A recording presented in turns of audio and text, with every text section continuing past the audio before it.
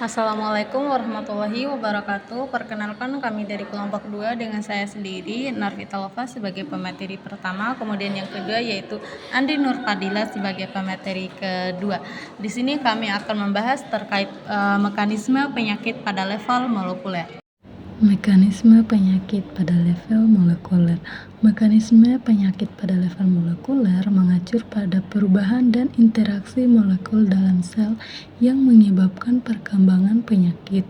Hal ini melibatkan berbagai proses seperti mutasi genetik, perubahan dalam ekspresi gen, gangguan jalur pensinyal sel, dan interaksi protein yang tidak normal.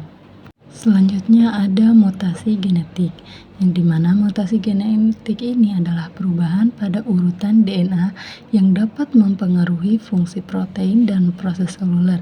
Misalnya mutasi pada gen CFTR menyebabkan fibroin yang dihasilkan tidak berfungsi dengan baik, mempengaruhi transportasi ion klorida. Lalu ada jenis-jenis mutasi genetik.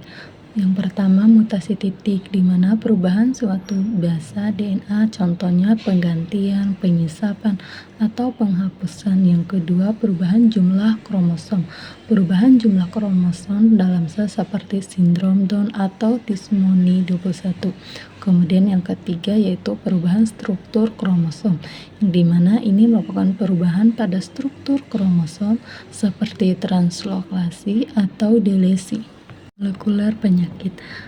Yang pertama itu mutasi genetik dapat menyebabkan perubahan pada struktur dan fungsi protein, lalu perubahan ini dapat mengganggu jalur seluler normal dan fungsi organ yang akhirnya menyebabkan penyakit.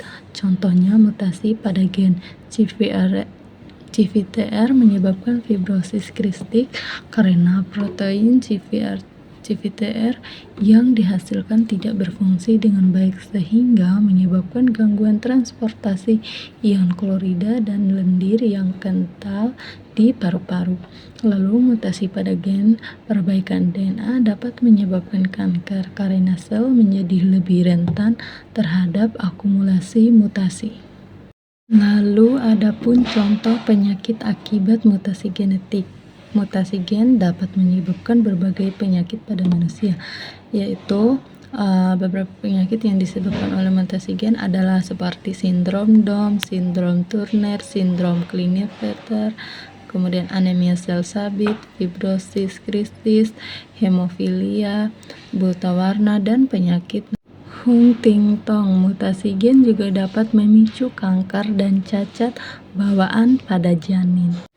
Kemudian ada penyebab mutasi genetik, yaitu yang pertama mutasi gen dapat terjadi secara alami atau disebabkan oleh faktor lingkungan. Contohnya seperti radiasi. Lalu sinar ultraviolet, sinar gamma, dan sinar X dapat merusak DNA dan menyebabkan mutasi zat kimia. Lalu beberapa zat kimia seperti pestisida dan bahan kimia industri dapat memicu mutasi gen. Lalu ada virus. Beberapa virus dapat memasukkan materi genetik mereka ke dalam sel inang yang dapat menyebabkan mutasi. Lalu ada faktor keturunan. Mutasi gen juga dapat diturunkan dari orang tua ke anak. Lalu ada perubahan ekspresi gen, perubahan jumlah atau aktivitas gen yang dapat dipengaruhi oleh faktor lingkungan atau perkembangan penyakit. Ekspresi gen yang tidak dapat menyebabkan disregulasi jalur seluler dan penyakit. Gangguan jalur persinyalan. Jalur persinyalan sel adalah serangkaian reaksi kimia yang mengontrol fungsi sel. Gangguan pada jalur ini dapat menyebabkan pertumbuhan sel yang tidak terkontrol atau kanker, atau kematian sel yang tidak tepat. Interaksi protein yang tidak normal. Protein berinteraksi satu sama lain untuk melakukan berbagai fungsi seluler. Perubahan dalam interaksi ini seperti protein yang salah lipat atau protein yang berinteraksi dengan protein yang salah dapat menyebabkan penyakit. Lalu ada beberapa jenis-jenis mutasi. Yang pertama, mutasi berdasarkan tingkat, yaitu mutasi gen atau titik, perubahan pada basa nitrogen dalam DNA atau RNA.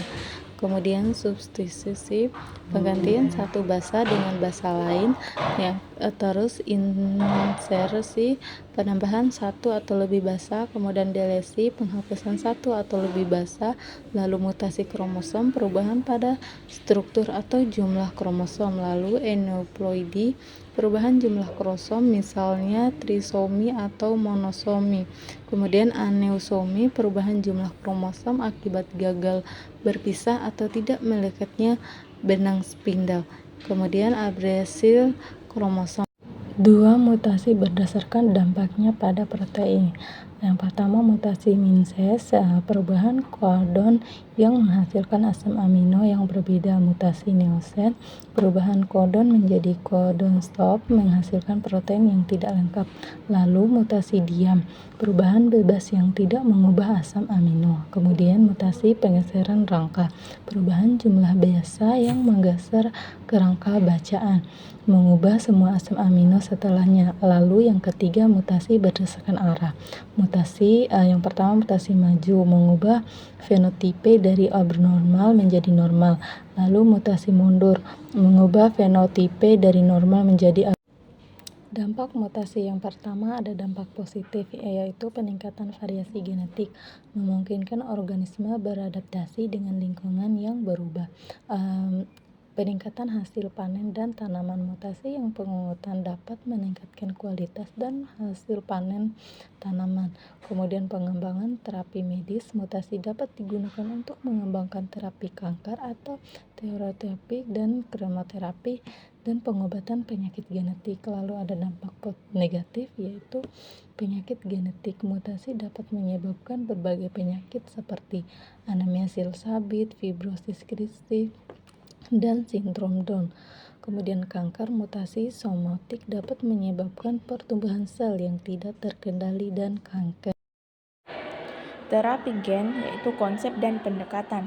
Terapi gen adalah pendekatan medis yang bertujuan untuk mengobati atau mencegah penyakit dengan memperbaiki masalah genetik yang mendasarinya. Ini melibatkan modifikasi materi genetik dalam sel untuk mengubah cara protein diproduksi, dengan harapan memulihkan fungsi sel yang normal.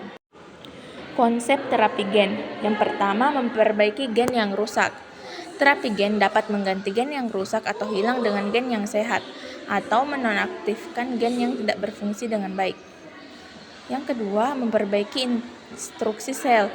Terapi gen dapat memberikan instruksi baru pada sel untuk menghasilkan protein yang dibutuhkan untuk fungsi tubuh yang normal.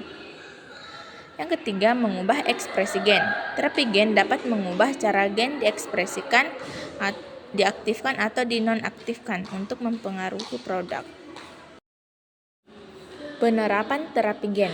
Terapi gen telah menunjukkan potensi dalam mengobati berbagai penyakit, terutama penyakit genetik seperti fibrosis kistik, penyakit sel sabit, dan distrofi otot.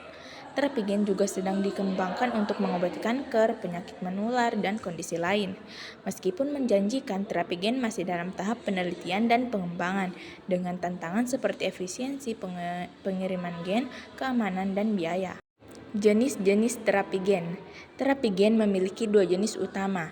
Yang pertama, terapi gen somatik dan terapi gen garis keturunan.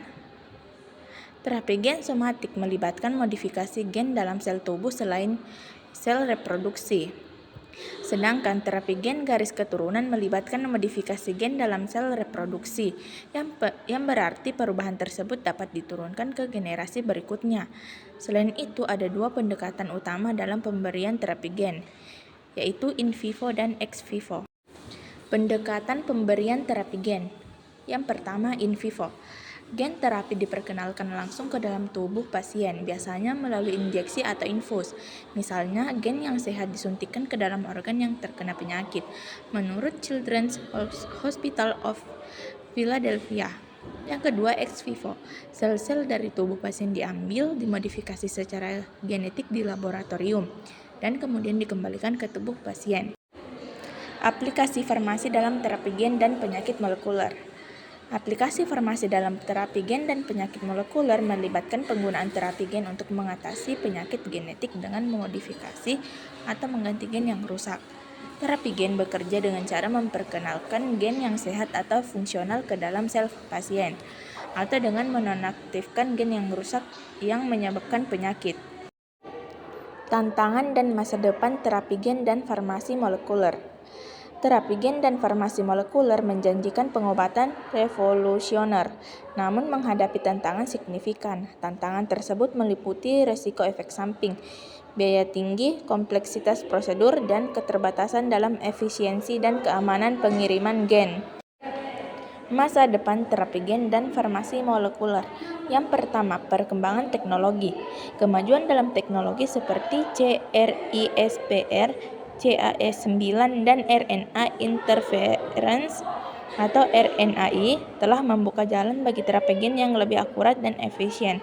Yang kedua, terapi yang dipersonalisasi. Terapi gen dan farmasi molekuler berpotensi untuk menghasilkan terapi gen yang dipersonalisasi disesuaikan dengan karakteristik genetik dan molekuler masing-masing pasien. Yang ketiga, pengobatan penyakit genetik. Terapi gen diharapkan dapat menjadi pengobatan revolusioner untuk penyakit genetik langka dan penyakit yang sulit diobati. Yang keempat, pengobatan kanker. Terapi berbasis sel seperti Farmasi molekuler adalah cabang ilmu farmasi yang mempelajari mekanisme kerja obat pada tingkat molekul, termasuk interaksi antara obat dan target biologis seperti protein, enzim, reseptor, atau gen. Tujuannya adalah untuk memahami bagaimana suatu obat dapat memengaruhi proses biologis secara spesifik dan merancang terapi yang lebih efektif, selektif, serta memiliki efek samping yang minimal. Dalam konteks ini, konsep obat target molekuler menjadi sangat penting. Obat ini dirancang untuk berinteraksi langsung dengan target tertentu yang berperan dalam perkembangan penyakit, seperti protein yang terlibat dalam proliferasi sel kanker atau enzim yang rusak akibat mutasi genetik. Peran obat target molekuler sangat vital dalam terapi modern, terutama dalam pengobatan kanker, penyakit autoimun, dan penyakit genetik. Dibandingkan obat konvensional yang cenderung bekerja secara luas atau non-spesifik, obat target molekuler menawarkan pendekatan yang lebih presisi karena hanya memengaruhi molekul tertentu yang menyebabkan penyakit. Contohnya adalah imatinib yang secara selektif menghambat protirosin kinase atau BCR-ABL pada leukemia mieloid, atau trastuzumab yang menargetkan reseptor H pada kanker payudara. Dengan pendekatan ini, terapi menjadi lebih personal dan efisien, sekaligus meminimalkan kerusakan pada sel sehat. Adapun kesimpulannya yaitu, mekanisme penyakit pada level molekuler berfokus pada studi tentang bagaimana perubahan pada tingkat molekul, yaitu DNA, RNA, dan protein, berkontribusi pada perkembangan penyakit. Penyakit pada dasarnya dapat dilihat sebagai hasil dari gangguan dalam fungsi seluler normal yang disebabkan oleh perubahan molekuler. Pemahaman mendalam tentang mekanisme molekuler ini penting untuk pengembangan terapi yang lebih tepat dan efektif.